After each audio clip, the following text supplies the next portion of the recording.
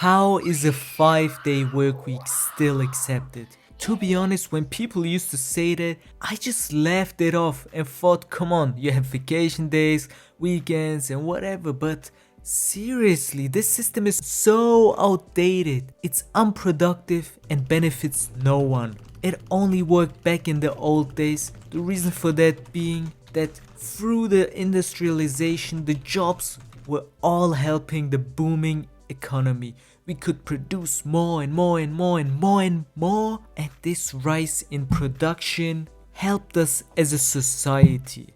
Yes, it benefited some people more and less, but let's not get into that, okay?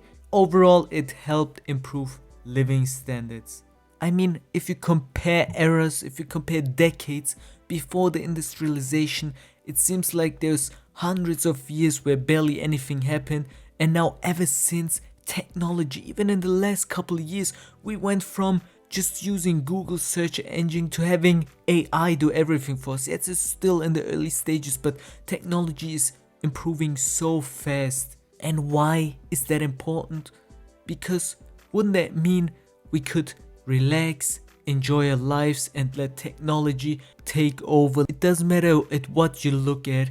If you look at farming, you got better equipment, you get better material and everything. Shouldn't everything be easier? But no, it's not. The reason for that is we're still in this wheel, constantly trying to make more and more and more and more. We're never content with what we have, and even if we were, it's not going into our pocket, it's going into some people's pockets. But let's not get too political. Let's look at the 5-day work week as a whole. Why doesn't it work? Because back then we usually also had one person. Normally it was the man, the husband, the father. He was the one working, and he could feed everyone, not just himself, but the whole family could be fed with his money, with his one job. For us, this sounds absurd, kind of utopian nowadays. I mean, there are literally people out there that work full time and they can barely survive.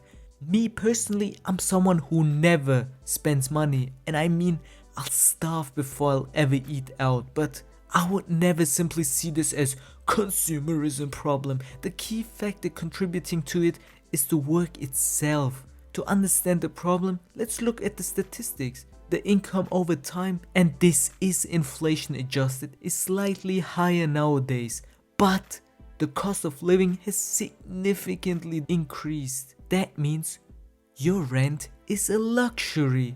When husband and wife work full time, there is no place to have a child. And if you do have one, you're forced to give that child into other people's hands, be it childcare or maid. That means your child is a luxury. I told y'all, I'm so cheap. When I started my office job last year as an intern, I was already in my 20s, by the way, and I didn't have mobile data. That's how cheap I am. But of course, I have to be available.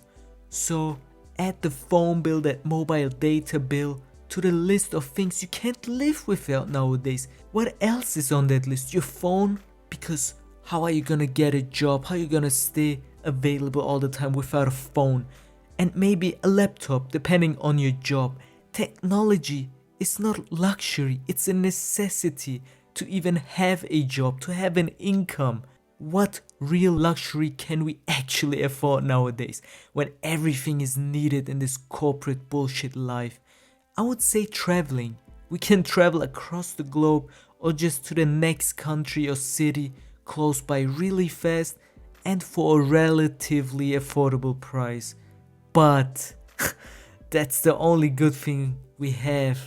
But if you look deeper, imagine yourself laying down at the beach relaxing, and you still will be bothered by your job, maybe a coworker calling or your boss texting you or whatever.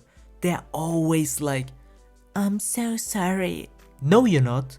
"I know you're on vacation." Then why text me? "But could you please send or finish that file?" No, I'm on vacation. "I need it by tomorrow. Thank you so much." I never agreed, and I don't care. I mean, work sucks. That's why, if you look at my channel, I make stock content. But I always talk about just wanting to retire early. That's my only goal. I want to take care of my wife and my kids. With all that invested money, I'll never afford a house. I'll never live in luxury, but that's okay. I just want to survive and spend time with my loved ones and be happy by doing that. The only thing I think that's worth buying is time, and I don't want the corpus stealing that from me. Unfortunately, the societal structure doesn't allow that. Nowadays, we are competing on social media and suffering in real life.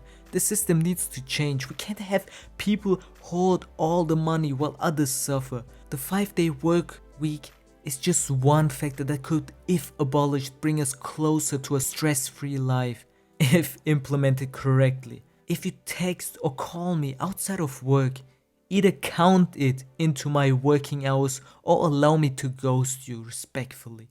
Unfortunately, not everyone can build up wealth in a short period of time and then retire early.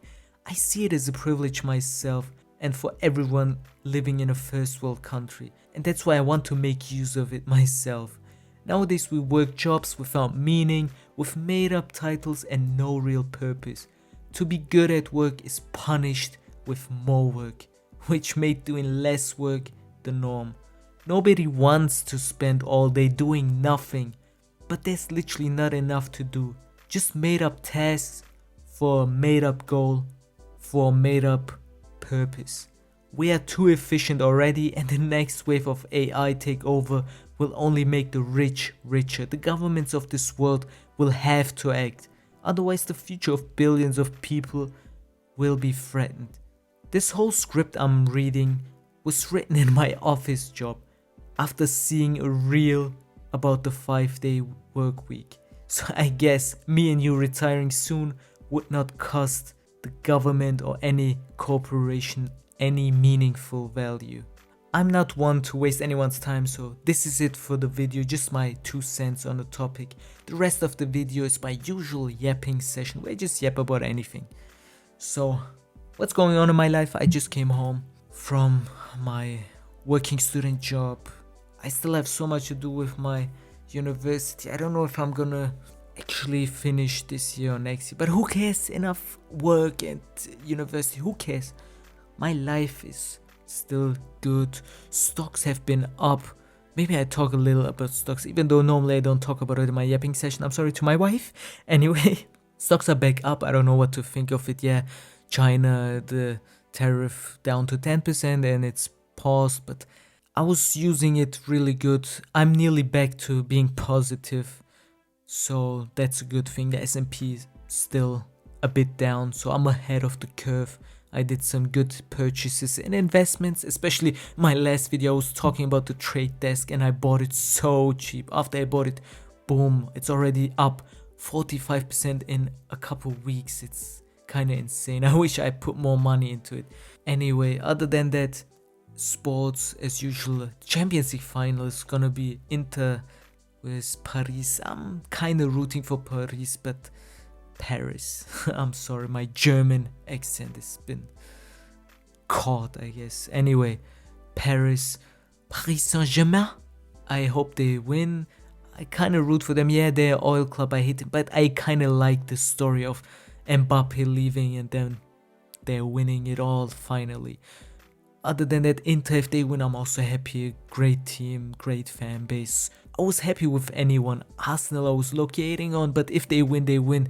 I love Arsenal TV just for the fun of it. And Barca, I was rooting for them mostly. Flickball is just too good. I watched the El Clasico as well. Oh my god, man. Barca is just pure entertainment. Other than that, what can I talk about? Yeah, I've been seeing Lilo and Stitch posters all across my city. Like, I guess there's a live action of that. I didn't even notice. I've seen nothing on the internet. That reminds me, I never talked about the Gorilla with 100 Man topic in my yapping sessions, so I'll use it to talk about it like a month too late or 2 months too late. Who cares, okay? Anyway, 100 Man was Gorilla, 100 Men easily. If we think about the setting and how we're gonna do it, if it's 100 randomly selected men, then it's a bit difficult. But if we choose, it's easy, 100 men. But still, even if it's random 100 men, the man should win. Especially if the setting is live or die. Like anyone who doesn't engage, or like you can be scared. You don't have to fight if you're scared. If you're afraid, you just a sacrifice, I guess. But it still takes effort for the gorilla to kill you, to neutralize you. So to just kill 100 men standing in front of a gorilla is already a lot to ask. I think people underestimate it, and I saw a lot of great takes from zookeepers and people that have PhDs, so I'll just listen to them, and they also agreed that 100 men would win. So if you disagree, you're wrong, respectfully. Anyway, like always, I'm all about peace and love, so have a nice day and bye. Bye.